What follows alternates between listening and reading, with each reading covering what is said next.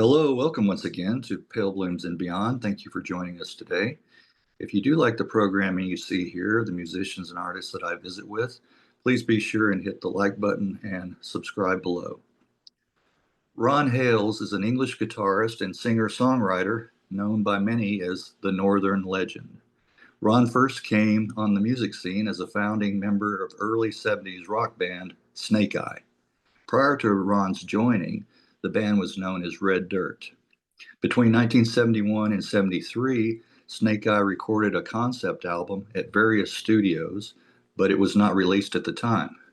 Finally, in 2016, Angel Air Records released The Journey, which is the original album plus a couple of live bonus tracks. Fast forward to the early 80s when Ron and singer Les Maull joined established and short-lived band Moselle.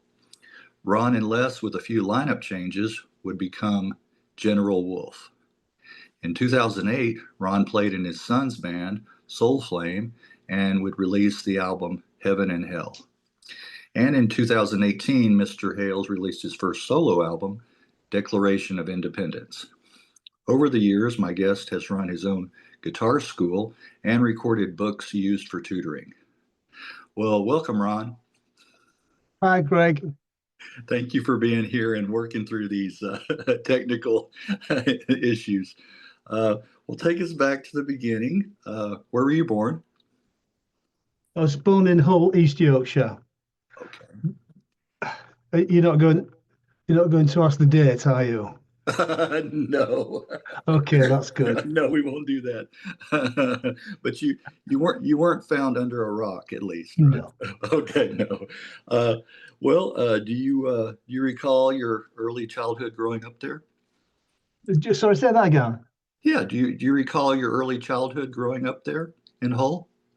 Yes. I'll just speak for a moment. Yeah. Sure. Strange. When I was about 5 or 6, I had a dream, a recurring dream, and it's happened ever since. I dreamt that I was playing a guitar. I know it sounds stupid, but I mean, I was such a young age, and that was well before the music trends, Yeah. and that stuck with me ever since that. Yes, yes. Well, do you remember hearing music in the household when you were young?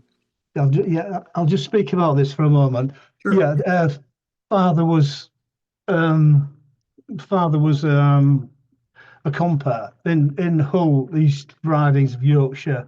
The clubland cabaret scene was massive at that time in the 60s, 50s, and 60s.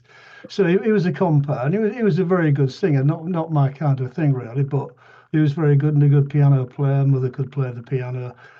Don't remember a lot of music other than father singing at some of the Christmas parties. That was about it. Okay. Uh, do you so there that gene may be passed down from your father, a musical gene. Well, was the guitar the first instrument you learned to play? Yes, Okay. I 14. I was 14 when I got an electric guitar for my birthday. At that time, it was Hank Marvin and the Shadows. Loved the Yes. Shadows. Still Oh, like Hank Marvin. Still think he's fantastic. Great player, great melody. So of course we did the usual. Had the usual school band playing Wonderful Land and FBI, Patchy, all those, and it was a great time. Yeah, it would have been about 1965, 66. Of course, we played at my father's club, cabaret club. Moved on from there, but yeah, yeah, yeah. That's I've heard Hank Marvin doing these interviews. It's come up so much. The Shadows, how influential. He's still around too. I would love to be able to talk to him. Yeah. lives in Perth, Australia. Okay. Yeah. Now I don't know about that because with the time difference, I've talked to a couple from there, and it's really hard to set the time because you got to think like Yeah, 15 and to hours understand difference. them as well. Yes, that's another thing. You're right. You're right. Can you recall one of the first concerts that you attended that you went to? Yes. Uh, when I was at school, we used to go and watch the Rats, which was, of course, Mick Ronson's band. Yes, yes. They used to play school concerts, and I got to meet Mick because I lived on the same estate, Greatfield Estate. So I got to meet him later on. But we really liked the Rats, and they used to play like local pubs and things. Uh, like them, they were covers band. Did a lot of spook. Do you remember Spooky Tooth? They used to Oh, cover Spooky yes, Tooth. Yeah, yes. and Jeff Beck, great. Yeah. Yeah. Spooky Tooth, Gary Wright, and yes, all those. Yeah, that's some good stuff there. Good music. Well, what were some other bands and artists that were influential to you? Okay, so moving on through the 60s, obviously Jimi Hendrix, Okay. Eric Clapton. I always liked Bob Fripp with King Crimson. I liked his style. I liked what he was doing. I thought he was very progressive. Yes, yes, yeah, Yeah, yeah. That I still go back and listen to that to Court of the Crimson King, that first album. yeah, yeah, yeah, It's a classic. yeah. Well, what about was there a nice music scene developing around you as a teenager? The music scene in Hull Yes. during the late 60s, early 70s was very good. Yeah, a lot of up and coming bands. There was a band called Nothing Ever Happens. We Okay. used to work with them. We had the same management, and the Snips went on to eventually work with the Baker Gervitz Army. So Oh, you remember okay. Snips? Yeah. There was not really my cup of tea, but Penny Genesis Peorage was big at Oh, that time in yeah. Hull. He start. Not, Yeah. that wasn't really my thing. That I found it a bit. Oh, I don't know, but again, it was there was lots and lots of really good bands playing different music, unlike today. Right. Right. Yes. Paul Gervitz.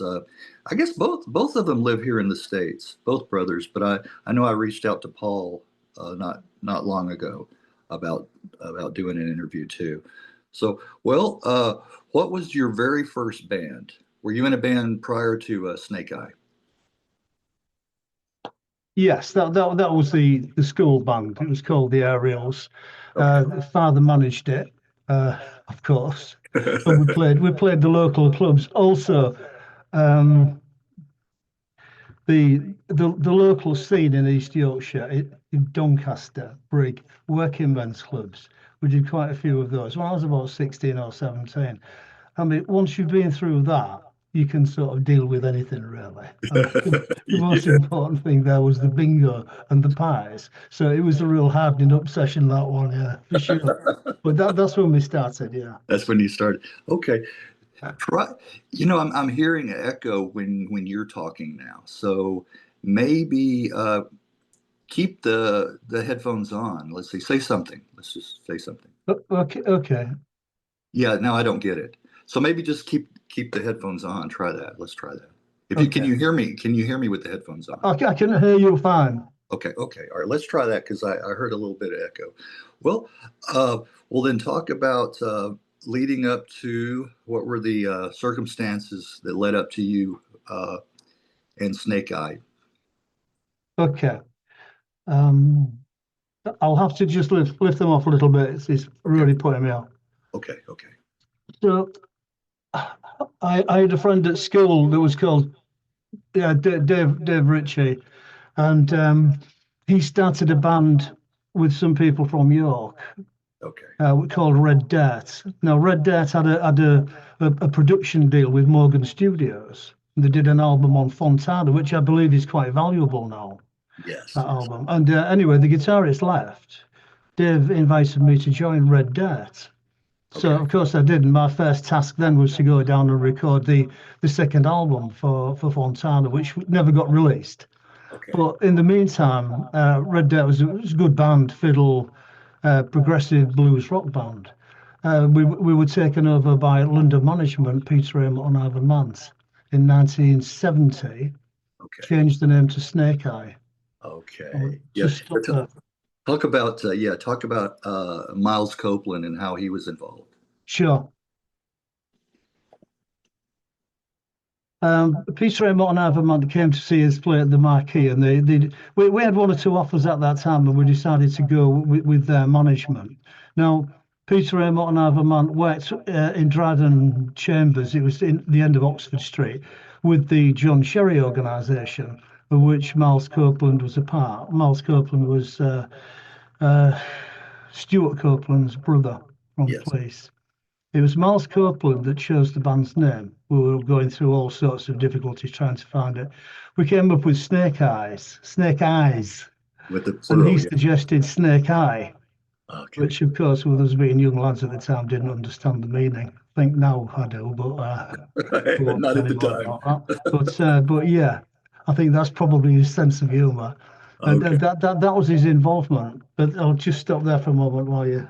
Sure, sure. He and Miles helped put together Wishbone Ash, didn't he? Yes, Yes, yeah. yes, yes. He was instrumental in that as well. Well, you guys played a lot of live shows in support of some pretty heavy hitters like Free, The Kinks, Status Quo, and Mark Bolan. Cheer, Uh, girls. and Cheer. Jay Giles as well. Yeah. And you know, it's interesting doing these interviews, the connections and common threads that I find. Just last week, I visited with Andy Ellison. You know who Andy is? Uh, You, ring, you've heard, heard rings his, a bell. Tell me. oh, Andy Ellison. He was in John's Children. Yeah, Okay, with Mark Bolan. yeah, You know, a pre T-Rex Mark Bolan. yeah. Yeah, so it's interesting, you know, hearing about you guys playing with Mark, and then I just talked to him, you know. So that happens more and more. The more of these that I do, I find those common threads. Yeah, he had some stories. Uh, well, I also want to hear about. I do want to hear about your memories of supporting Status Quo. It's one of my favorite bands. Yeah, you remember the concerts or the shows? Yeah. Okay, so going back to Mark Bolan, we shared a dressing room with him at Lancaster University. Okay. His band were probably one of the friendliest bands I've ever met. I remember specifically the bass player. They're just such a nice people. So, well, I mean, at that time, the guys were so just great. No, there Yeah. was no animosity, no uh, ill feeling towards other bands. It was just great all working together. We supported Status Quo lots of times. One of the main ones that I remember was at the Cambridge Corn Exchange. Yeah. Cambridge Corn Exchange, a massive place. And we played well with them. We played well. We were a totally different band. We were progressive blues rock, and they were rock and roll. They were also really nice guys. I remember that. I remember me across somebody we spoke to them, and I said to him one night, "Did you?" Francis Rossi now, isn't it? I said, "Did you watch our set?" And what he said to me quite surprised me. He said, "I never watched the support band in case to good." It puts me Okay. off. I couldn't believe it. That's Mind you, at that time, they themselves were just a support band. They'd gone from the Pictures of Matchstick Men pop group to, right. but they used to turn up to the gigs in like with trucks of equipment and limousines and God knows what else. Yes, yes. Well, yeah, well, that's interesting here. I like to hear those kind of stories too, you know, about, you know, interacting with other bands and other members and, you know, finding out. Yeah, I think, you know, most bands I would say are, you know, are pretty good guys, you know. I think it's only the ones that get to be, you know, superstars. Then I think their ego starts to kind of take over a little bit. Yeah. I heard a story again going back to I won't elaborate too much, but Andy talking about the Who. They had a tour. And it was kind of disastrous in Germany, fronting the Who, and how egos really came into play. That so, but back to our story here. Uh, Manfred Mann really liked the band, liked your band. Again, what a really nice guy, Manfred Mann. Yeah, Nice band and Manfred Mann's Earth Band. He he said to us, I was with Dave in the dressing room. You probably what the best support band I've ever seen. Well, I mean, it's like support band doesn't sound like much, but there were some good bands supporting at that time. and he likes us that much. He gave our number to his manager, Harry Maloney. Yeah. At that time, it was a little bit of a funny thing going on with our management because they just lost Stray, their main band. Yeah. So we were tempted to go with Harry Maloney, but I don't know the details. But the deal didn't go through. I think probably our management wouldn't release us at that time. Okay. Okay. Yeah. I like, the pop, the early Manfred Man, I like the pop songs that they had, in the early 60s and mid 60s. But I really liked it when they became a little more progressive. The later years, Manfred Mann's Earth Band, Yeah, those albums. That's when I really started yeah, really enjoying their material a lot yeah, more. Right. yeah. And and Manfred's a huge Bruce Springsteen fan. I So, don't know how many of his songs they covered. Yeah. Yeah. The band's sound was often compared, I mentioned earlier, to Wishbone Ash because of the twin lead guitar sound. yeah, Yeah. Was that a fair comparison? yeah. So I can talk about that for a moment. Yeah, sure. Yeah, I mean, I think the first time we saw Wishbone Ash was we supported them at Sheffield University. I thought they were very good, a very, very good band. They'd just been signed at that time. Was it MCA? Yeah, just been signed by MCA for I think £250,000. That was a lot of money in those days. And so, of course, they had brand new orange stacks, and it looked, the whole thing looked very professional, very good, very tight band. We, in fact, later on had a chance. The MCA came to see us, and we were on a short list with one or two companies, actually. I think it was when we played with the Jay Giles band. They came to watch us at the Edmonton Sundown. That was Yeah. an enormous place. And they turned us down because we were too much like Wishbone Ash. Um, I didn't think we were really, but I think we differed quite a lot. I think we were a lot more bluesy than Wishbone yes. Ash, but Yeah. in my I opinion. I hear that. I hear that. Yes, you're mentioning Jay Giles. I like their early material. I like their early before they got too commercial. You know, but that's interesting. That I guess they played over in the UK quite a bit. They played over there. Uh, yeah, I was going to also talk about. I want to talk about the working on that album. First, the only album. Uh, what between you guys worked on it a long time between 1971 and 73. How many different studios did you use? But I can't remember too much about the studios. I remember we recorded in Denmark Street. I think that was the main one. Okay. The big studio in Denmark Street. There's one in the south of London somewhere. Um, it was over a period of time. At the time, the early Snake Eye Transatlantic Records were interested in us. So that's who Stray were with, or the other band. Right. That didn't really come to anything at the time either. But I wouldn't say it was our fault. It was just the way it went, I suppose. We, like I say, we were set with someone told us at that time. I've forgotten his name now, but he wanted to sign us up. That you got where you did because you had to play from where you came from in the east of England. You just had to play better than other bands to get anywhere. Yeah. And I think he was right about that. We did play well and we worked hard. I remember at that time I was practicing 6, 7 hours a day Were just you? to get the material together. Yeah. Yeah. Yeah. Yeah. That's interesting. Yeah. Mentioning Stray. Did you happen to see my interview with Dale Brahman? No, I missed it. Okay. Well, after this, I'll make a point. I'll send you the link so Thank you. you can check that out too. Yeah. Yeah. Interesting because well, they were not typical. Yeah, I mean, they were more of a rock band too. Most of the artists with Transatlantic were folk artists that they Yeah, sang. yeah, Yeah. yeah, Yeah. I guess they were trying to branch out a little bit and go into other areas. yeah. Yeah. Well, I think you answered a little bit of this, why the concept album, The Journey, was not released at the time. Where Okay. that, yeah, This is only my opinion. Mm. I don't know for sure. Those tracks were finished, completed at the time.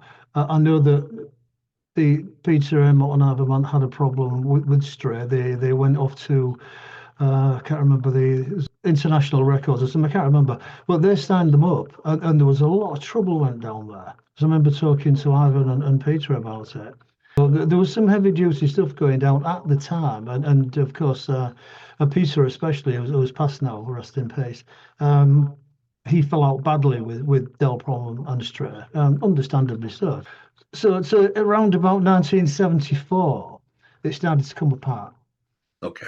You see what Okay. I mean? So Yeah. there were, after that point, then those master tapes just disappeared into thin air. I don't know who got them, Right. but they turned up again in 2016. Yes. Let me ask you. That's a good segue into that. When did you first hear about Angel Air's interest in releasing the album? Well, I'll just speak about this for a moment. Well, I was working in my little studio, and I had a phone call from Rise Above Records in London. Lee Dorian, who was with Cathedral, he offered us a deal. Um, So we went to meet him with Ivan. Ivan came back into the fold with us, and it looked pretty good to me. Ivan didn't fancy it very much, and he got together with Del Bromham, who was already signed to Angel Air at the time, Yeah. and they decided that it would be better for us to go with Angel Air. Okay. So basically, that's what we did. Yeah, we met Peter Parnell in Midlands somewhere, and did a deal with him. Okay. All right. So that was your best choice to go with them. Yeah, they Angel Air's released some good material over the years, Yeah. compilations and things like that. I've got a few of their releases, They do a good job packaging and the liner notes and things. Well, again, that was released in 2016. The Angel Air of the Journey, and then a couple of live tracks, bonus tracks. Um, about the album, I wanted to mention two of my favorites on there, and then maybe get some of your memories of the album and the songs and your input. My favorite tracks, "The Heart of a Young Boy," really like that one, and the last track, the epic, "The Journey's End." I like that one, and in particular the solo guitar in both of those tracks. I like that. I like the dual guitar, but I like especially on both of those tracks. There is a solo guitar parts on there.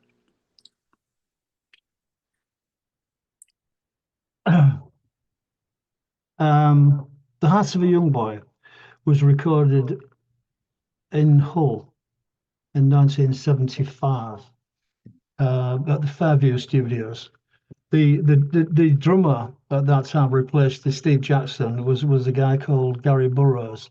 Gary Burroughs was without doubt the best drummer I've ever seen Okay. or ever worked with. He was immensely talented. He played with all sorts of bands. He had a small hit himself, and he's a great singer as well. He did all the backing vocals, and they were really, really good. They were really good. We swapped lead solos, so I wouldn't know which ones I'd played and which one Dave played. So, but we swapped them in all tracks. We played Okay. one against the other. There's similar styles. Yes. Um, the Journey's End. Well, I mean, what can you say about that? Well, my memory of that is that we we reformed the band in 2017 to do the set again, which was fantastic. It took me a year to work out the songs again. I sat on my own for a year in here, trying to work out all the twin lead parts so I could show the boys what to play. That is what you call a song. Yes, it is. It is. I can understand it taking that long to do that. To get your bearings and everything to work all that out. Because and I like a lot of even in the other tracks, the other songs, a lot of the chord changes and a lot of the tempo changes and things like that too. I think are done real well. You know. Yeah. And well, you had already been at work trying to reform Red Dirk's Snake Eye before the Angel Air release. Who had found the original Snake Eye master tapes? That's shrouded in secrecy. Oh, it's I was invited to meet with Peter and Ivan in Marlow, where Ivan lives, and we went down. I went with my son because he was obviously going to be involved as a guitar player and singer, and there was all sorts of stories. Nice stories, I think. There was one they found him in the back of a baker's dustbin. It was, well, I mean, but not really credible. I think probably Peter had him tucked away in his bedroom, but I don't know. okay. Well, at least they were still in great condition, so Yeah, so yeah, that yeah, they could reuse those, and they were still there. That's yeah, great. yeah. Well, so the band split up in '74. Uh, what did you do after Snake Eye and before Moselle?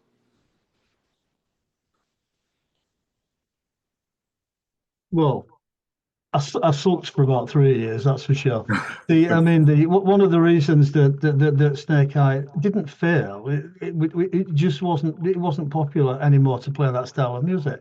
I mean, the Sex Pistols took over, the punk thing came in, Yeah. and basically, didn't seem as though anybody really wanted to listen to sort of complex guitar lines anymore. So they were struggling with that one. In 70, 79. I went to work in London. I was offered a job with a band called Dead Fingers Talk, who had an album out at the time with Bobo Phoenix. They're quite big in the punk scene, but I didn't enjoy it. But it was a chance to try and continue. And I worked with one or two other bands. I worked with a band called Devotion and with my friend Marino de Silva. Uh, I don't know whether you've heard of him. Well, If you haven't, I will just skip over that. no, But no. I was going to ask you about that. Who was Marino, and how did you guys meet? How did you meet up? Marino was from Hull. When I was playing in a band before I went to London, he used to come and watch us play, and we just made friends. He when I was working in London, I'd left one band, and he wanted to come down and bring his band Devotion, and I joined him, and we had a really really good time for a while. I do want to know a really interesting story. A Oh, I'm really interesting always story. open to interesting stories. Right, All okay. You've heard of the Hatton Garden heist, the diamond heist. yes, yes, You've heard of that. yes, You've heard of John Collins, yes, the driver, yes. the getaway driver. The getaway. He was Devotion's manager. Oh God, is that right? The film didn't portray him in any kind of like anything he was like. Yeah. John Collins was the hardest nut in the East End of London. He was ex-Repton boxer, and he used to be fighting outside the pub every Friday night with people. He really was a hard nut, and a complete gentleman at the same time. Right, But he, right. he ended up going to jail, obviously, for I think it was 6 or 7 years. He wouldn't give the money back. But I love the guy, you know what I mean? And when he did that, I mean, it was just I just thought to myself, he's being talked into it by bad people. Yeah, yeah. Well, Hull is a rough place. I mean, or it was a rough place. I don't know if it is anymore, But but the East End of London yes, was rough, is rough, and will probably stay rough. it's Yeah, still okay. Still is pretty. Yeah, yeah. So that's to be expected in a way, I guess, over there. Yes, yes, with the Cray twins and then the heist. I'm sure there's other stories over the years. Well, yeah. well. So you did start and you play actually on a Devotion album? Did you play with Marino Uh, or recordings? well, I did some recording with Marino. He never actually released an album. Well, yeah, did release an album, didn't he? No, I didn't play on that album. I did play on his sister's album, Lisa Dominique.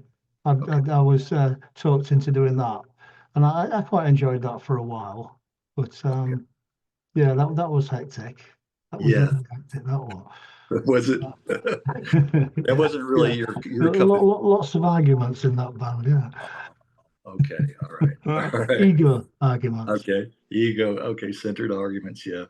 Well, But yeah, well, I enjoyed playing with Marino, and I liked them both. I loved them both, Lisa and Marino, and there was some good gigs. Yeah. yeah. Okay. Well, once we get to that timeline, you'll work with Marino again later on. Uh, well, how did you come to meet Les Maull?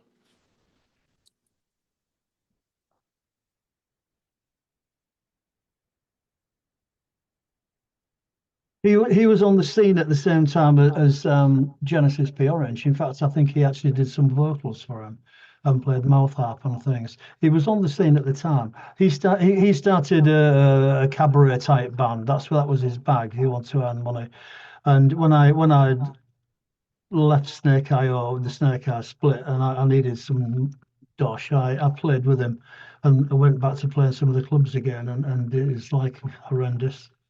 So Okay. been there once. I didn't really want to do it again, but needs must. So that's when I met Les. Les is a great singer. Yeah. Of course, I think he'll probably ask me about General Wolf as well. But Yes. Yes. We're going to get to there too. Well, how did you come to join Moselle? as invited by John Morelli, uh, alias Wilson.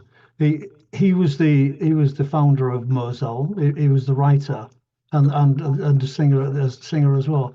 I liked his material. I thought he was very talented. Yeah, I mean, rock anthem. I'm sure you've heard that. Call Me, great tracks, still Yes. standing. We still, in fact, we'll probably use Call Me in the new set that we're just getting together at the moment. I'm still in touch with Ian Wilson or Ian Borelli, who was the bass player, and he's a really nice guy. So it's just it's a shame John died last year. Another tragedy, really. Oh, did But he? a great band. Bad management at the time again. You know what I mean?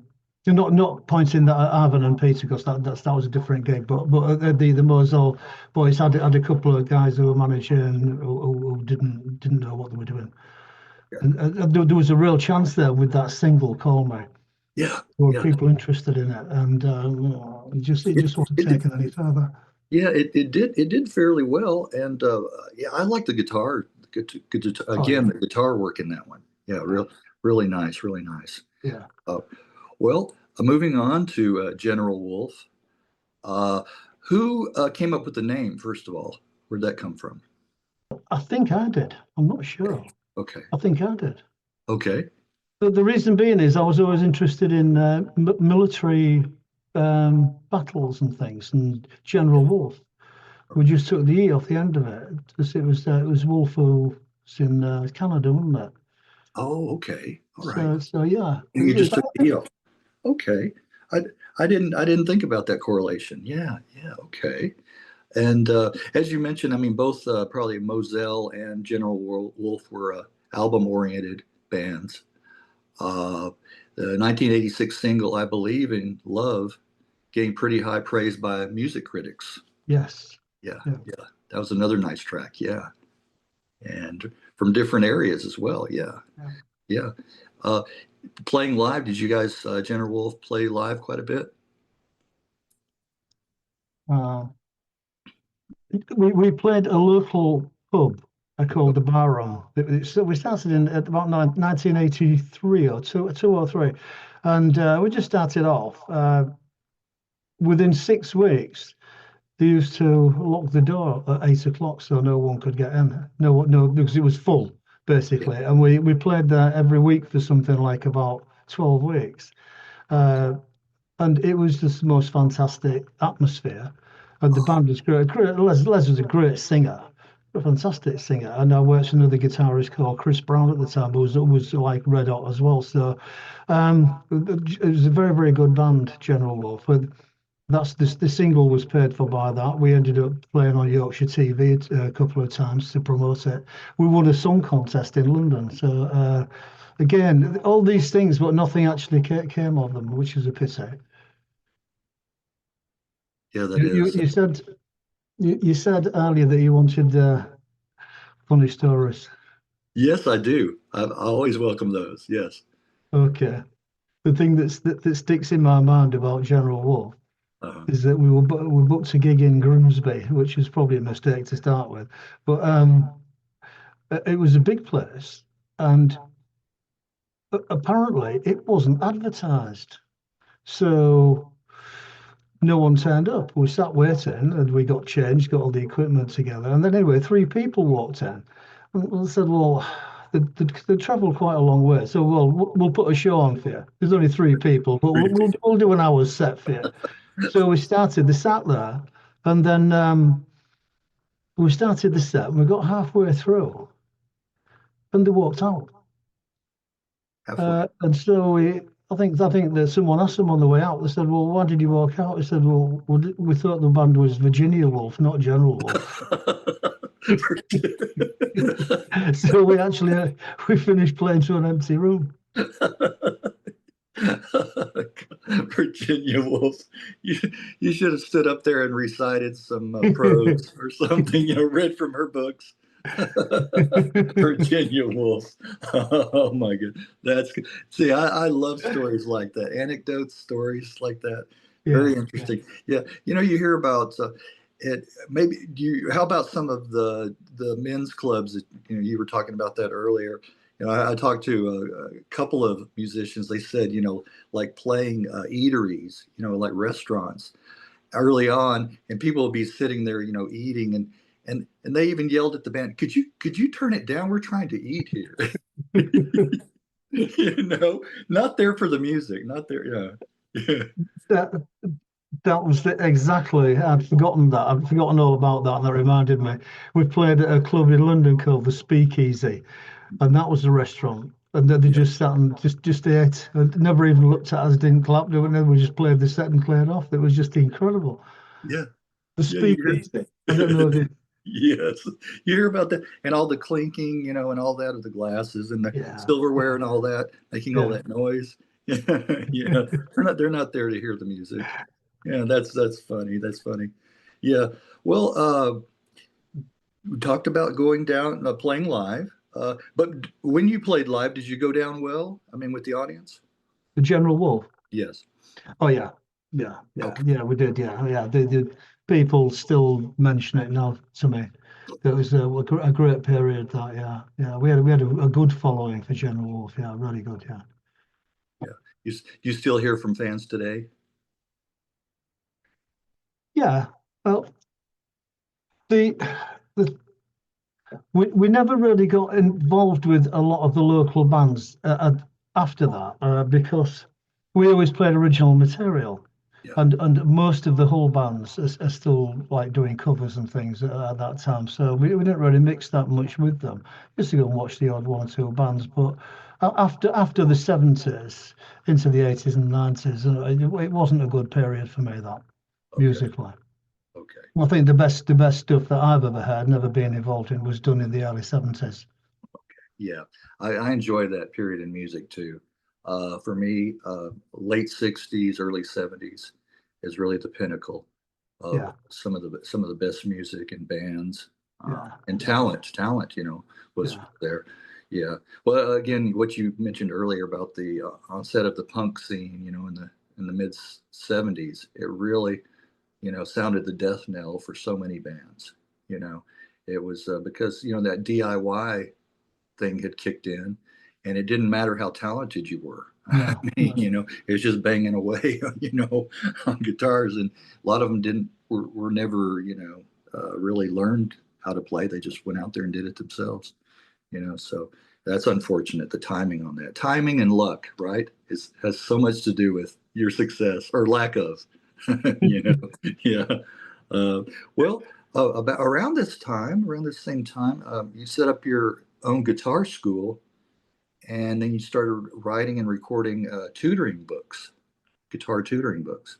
Talk a little bit about that. yeah. When I came back from London, I started teaching guitar and built it up to quite a nice size actually. We used to do concerts at one of the local gigs. We used to get like three or four people on stage at the same time and hire a backing band. Very good and very enjoyable period. I wrote 7 books on the blues, jazz, rock, and some metal stuff. Not too much harmonic minor type stuff, Malmsteen type. But what I did do with them is I converted them to ebooks.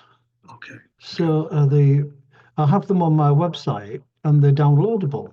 But they only work on PC. But I think they're fantastic. They haven't sold very well over the years, but they're really good. The page is open and it plays the backing track and the scales and the solos and everything. So I thought that was really good. So I mean, I was going to ask you if you would mind um, letting me promote my website Oh, today. definitely, definitely, Ron. Yeah, that's what we're here for. Yes. Yeah. So the website is just ronhales.com. Okay. One word, just ronhales.com. But the albums are all for sale on there. The Jenna Wolf album, the Snake Eye album, my album, and also the books and various other bits and pieces. Right, right. Well, I wanted to getting up to that to your first solo album, Declaration of Independence, Yes. released back in 2018. Yep. Mostly a blues affair. Uh, how has the album been received by fans and critics? Yeah, I worked on that with Marino. He was a big he was a big part of that for There you me. He helped me to get through it. He helped to produce it and came up with some ideas, and I really enjoyed doing it. I possibly have a different view of my own direction to the way that Marino saw it at the time. He considered me to be a blues guitarist. yeah, I don't really, although I do play the blues.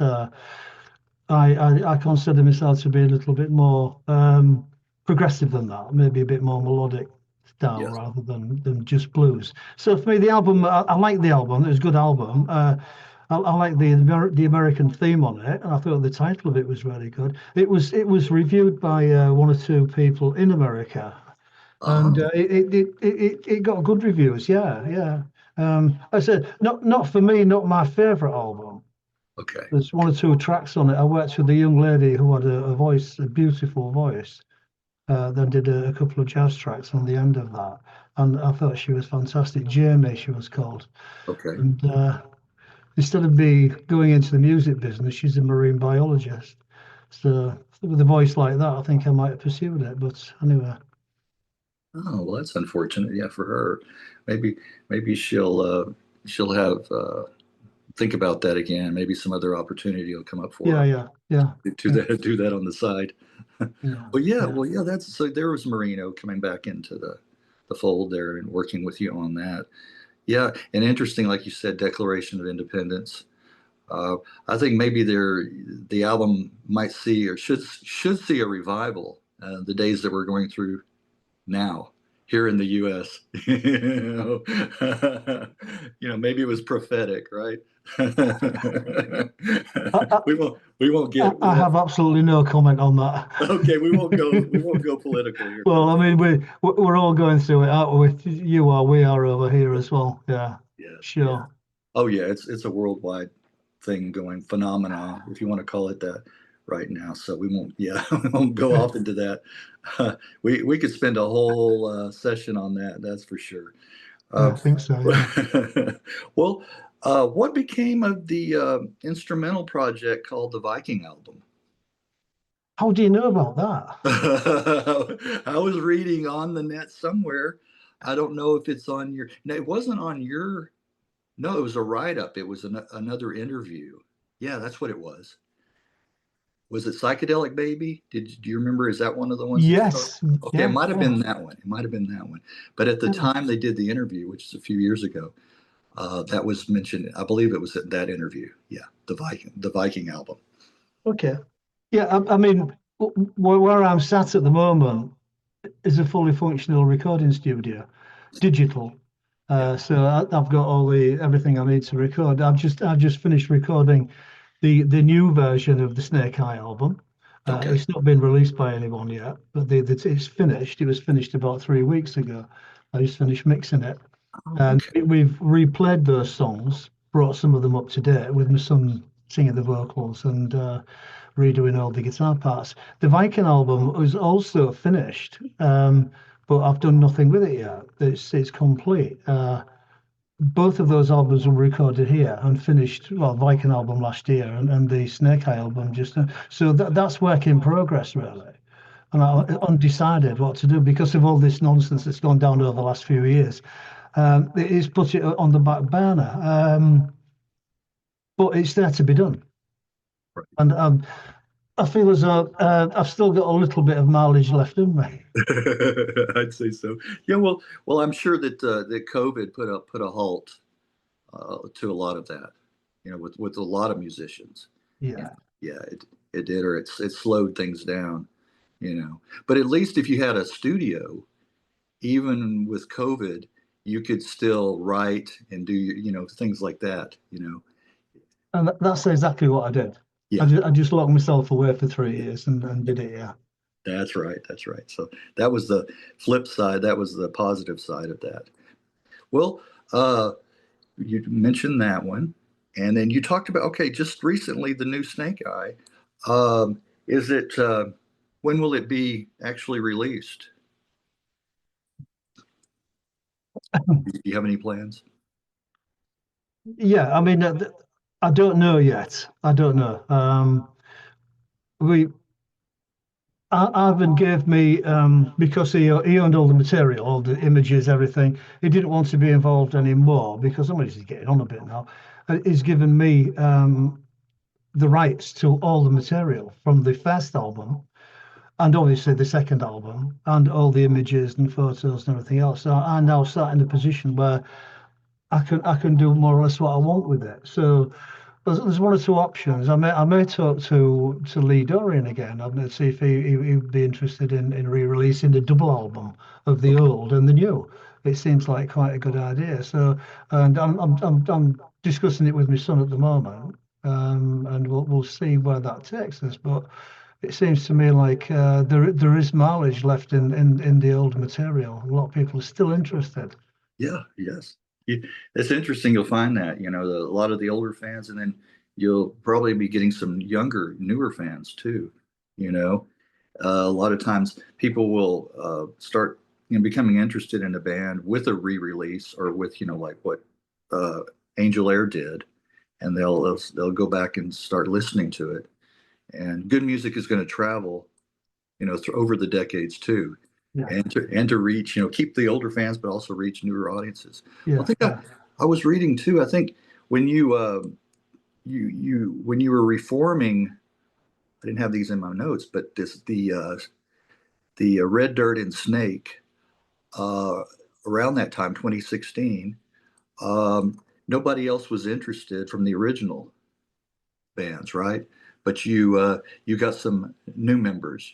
You got some younger members. Your son was one, right?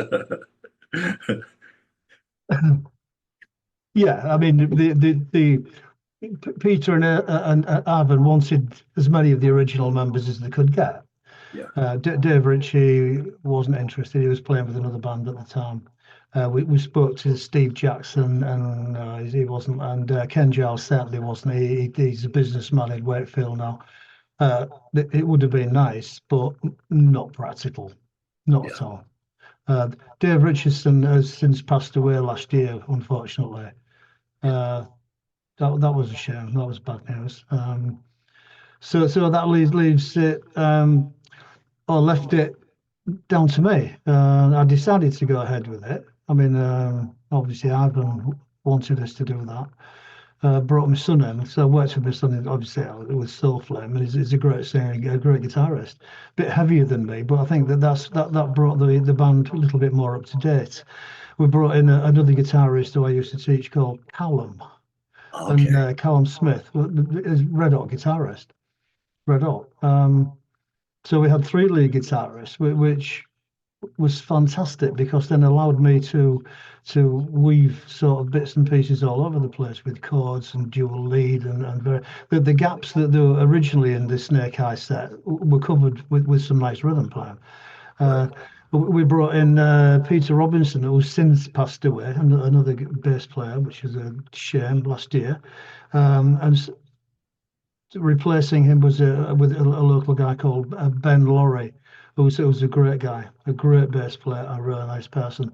So the lineup. Sorry, I can't miss my friend Dave Taylor, who was with us in General Wolf.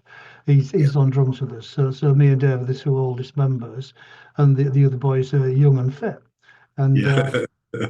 Yeah, that's interesting. You went from the dual guitar, you went to the three lead guitars so on that. yeah, Yeah, yeah. Did one of them act as a rhythm guitarist? no, No, we they're shared all it. There were three lead players. okay, all lead. We all had our own style, and we took turns on the chords and the solos. Yeah. There are some tracks on YouTube Yes. with the three lead guitarists. Yes, that's someplace, yeah, for people to go. You want to check those out, listen to those tracks on there. Yeah. Well, how long are you still playing in Snake Eye? We're just starting rehearsals again. We had our first acoustic rehearsal in here last week, just with the guitars. So we'll see how it goes. I mean, there's not a lot of local gigs left, but there are one or two that we could play at. And I certainly would like to tread the boards again. And there might be some concerts coming up that we can reach. Maybe, yeah. Yeah, yeah, exactly. Yeah, I noticed a lot of those are starting to open up again, post Yeah. COVID, and so, but still, there's not a whole lot, like you said, a whole lot of gigs or venues, to play. And the blues, there's a lot of blues guitarists. Once it seems like a lot of the musicians, even if they weren't playing blues when they're younger, when they become, your age, that's what they settle into, becoming a blues band. And Yeah. there's a lot of venues, it seems, for that, for those, restaurants, things like that. Yeah. But if you want to be like a guitar band and stuff, it maybe not the best setting, for that kind of thing. But yeah, there's also I know one musician in particular that came over here. I don't know what they call it, but it's more of a intimate setting. It's kind of a house party. It's kind of like a house. Have you heard of those? Yeah. Yeah, where it's maybe 20, 25 people. A guy came here, one of my favorite musicians, and just he must have known this guy. He was like an engineer, music engineer here, and he had like a house in back of his house, or his studio, actually. That's what it was, a studio, and that's where he had his little show. And again, it was like 25 people max, and he would just go around playing houses like that. I don't know if it pays much, but he was doing that, and it was more intimate. And he would take questions after. So you play a large venue, you're not going to be able to do that, So that was kind of interesting. Yeah, Yeah, that's a great idea. yeah, Um, I mean, to be honest, for me now, I play for pleasure. right. I mean, the days of sort of thinking that you're going to be a superstar are over, well over. So I enjoy playing with my son especially, Oh yeah, um, and I enjoy the music, and just to play those songs again after so long is absolutely a dream come true. And it wouldn't matter if I had to pay to do it. right, exactly. And you can't be in music for the money anymore. With the streaming and all that, that's just ruined it. So you have to do it because you love it. And well, your son, how many children do you have? Could I ask? Yes, I've got two. Okay. I've got a daughter and a son and four grandchildren. Okay. Is your daughter musically inclined at all, or just your son? Just son. Just a son. Okay. All right. All right. Well, you've passed down those genes, and they weren't holy genes, were they? No. Yeah. Well, that's good. Yeah. I'm sure he looks up to you. And does he enjoy listening to all of the older music as well? Yeah. Yeah. He does, yeah. He likes the Snake Eye material. He really enjoys playing it, yeah. I mean, he's a writer himself, so Okay. Does he have his own band? no. Okay. No. Okay. Okay. Well, maybe you guys will hopefully continue to work together, and that's good because you hear about a lot of offspring they rebel, and it's like, oh, my dad's material, what the music he likes, that's corny, that's stupid, and they never like that. They go in the opposite direction, a lot of them. But that's good. That's good. Yeah. You do that. Well, what else? Coming to a close here. What else is going on these days, Ron? That's a difficult question, isn't it? It's a difficult question to answer that one. I, I'm just going to carry on doing what I do. That's Yeah. it. I love music. I love teaching. I have so many students. I'm not taking any more on at the moment. I'm just teaching the ones that I want. I'd like to play some more gigs. I enjoy playing with the boys. I enjoy playing with my son. We've played guitar together for so long now Yeah. that we know what each other's thinking. He said that he likes my music, I like his music, and we blend it together. Yeah. So Right. until the fat lady sings,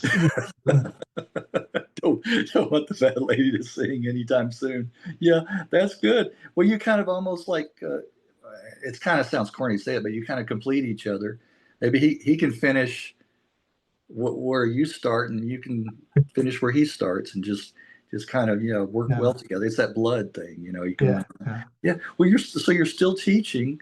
Uh, how oh, that's got to be rewarding too. You hear from your students over the years, what it's meant to them, and I'm sure a lot of them have gotten into music because of you, because of doing that. Yeah.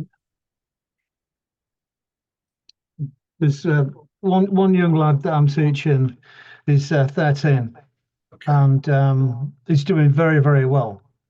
I do believe that I don't know whether he's doing that great at school, but I mean, I don't think the school's particularly brilliant in Hull anyway. But that's beside the point. He said to me, because he does music at school, he takes his guitar with him, and he said, "Oh, my teacher wants to that she wants to get in touch with you to find out what you're teaching me." So I said, "Well, The you teacher. could always book in for lessons, couldn't you?" Right. That's right.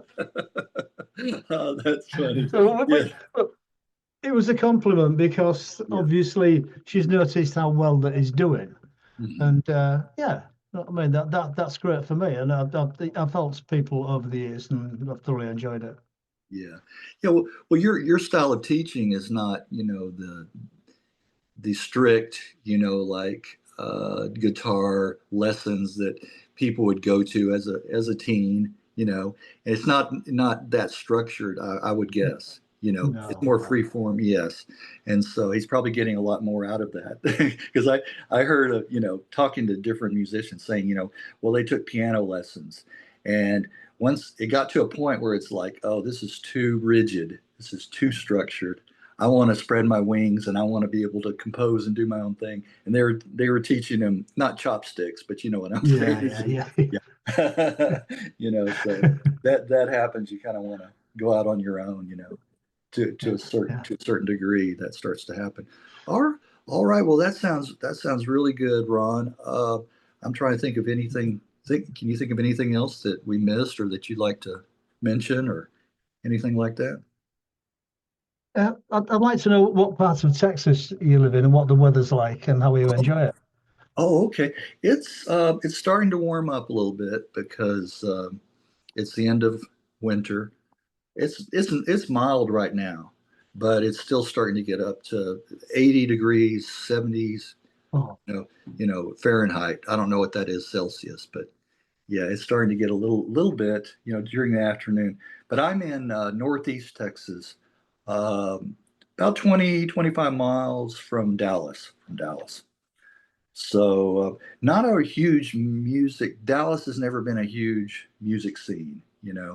It's more corporate, and usually the bands that we get coming through here over the years have been the really commercial ones. The real big artists. So it's been few and far between. Now, if you go down to Austin, now that's a music city, and that's where a lot. You can hear a lot of different type of music there. And I guess right now I don't know if it's still going on, but South by Southwest, you're familiar with that, aren't you? So yeah, yeah. they do that every March, and they have bands from all over the world. playing there. It's a big deal for a week or so, you know. And it's a good chance to network, you know, and that kind of thing, but also play live. But yeah, that's much more of a music city down there. But you know, it is what it is. and it's we had a couple of how's the weather there? Let me ask you that. We dream of 80 degrees. Oh, do you? Okay. Yeah, and that's in summer as well. At the moment, it's 2 degrees centigrade, and we're freezing, and it's been Oh, like this for that about is 4 months now. Yeah, that so is cold. That is cold. Yeah. We had a couple of days. We had a couple of days of snow actually, and that's rare. I mean, well, I would say rare. That's about par for the course. 1 or 2 days during the winter. But one thing you'll hear about Texas is that the weather changes so rapidly, so quickly, that if you don't like it right now, wait 5 minutes later. That's what they always say. You know, so it may be cold enough to snow or sleet, but by the afternoon, usually it's melted. You know, it's gone. yeah, It doesn't stay around. You know. So, and people can't drive on it here. It's like we make jokes. It's because it happens so rarely. Watch out, you know, somebody, you know, be defensive when you're driving because these people are crazy out on the ice and snow. yeah, yeah, yeah, But yeah, we got yeah, summertime is like whew, so we reach 100, you know, easily in July and August. You know, we get up really hot, you know. So not fun. You mainly you just stay indoors. Is what yeah. you what you do, you know, during those times. So yeah, that's where it is. So well, Ron, I want to say I really appreciate you doing this I appreciate. and you know sharing some of those stories, and those are the fun ones. You know, those Yeah, interesting yeah, anecdotes, and especially a couple of those that you share. Those are great, and that's what interests the viewer too. You know, when they hear those kind of stories. Not just that's what I want this to be. It's not. It's kind of a bio, but it's not your typical interview. You know, I want it to be just like a chat. That's why I like to say chat. You know, just a conversation and you know laid back, you know, easygoing kind of thing. So those kind of stories are always welcome. You know, anytime. All right. Well, I will go I'd ahead like and. to thank you, Greg, for the interview anyway. It's been fantastic. I've enjoyed it a real lot. Well, thank you. I have too. I always get a lot out of these myself. That's why I keep doing them. I enjoy sharing your stories and hearing the stories, you know, too. So, and I like to dig deeper, you know, than just the commercial, the you know the big artists and stuff like that. Of course, they wouldn't want to talk to me anyway. They've got their agents and everybody wanting to interview them. So I like to dig deeper and find those that kind of flew under the radar is what I like to Yeah, say, you know, yeah, yeah, and give them a little exposure because it's never too late. You know, yeah, you yeah, talk about fans today still being into the music, so yeah. it'll be interesting. And I'll send you a copy of this probably Thank you. about a week or so. I'll edit a little bit and we may call it interview from Ron's cave because I do still hear a little echo. So we'll just say that you're in your cave, right? And that's why Yeah, we're okay. getting the echo. Oh, why we're getting the echo. Yeah, but but I appreciate you working with me on that. And again, I'll send you a copy of this, and then we'll see what kind of response and comments. That's always fun to get those too. So. yeah, yeah, yeah. It'll be on my YouTube, but then I'll send you a copy too. So Thank you. you're very welcome. Very welcome. Thank you. All righty, Ron. Well, all the best to you, and you have a good week upcoming. Okay. Yeah, thank you.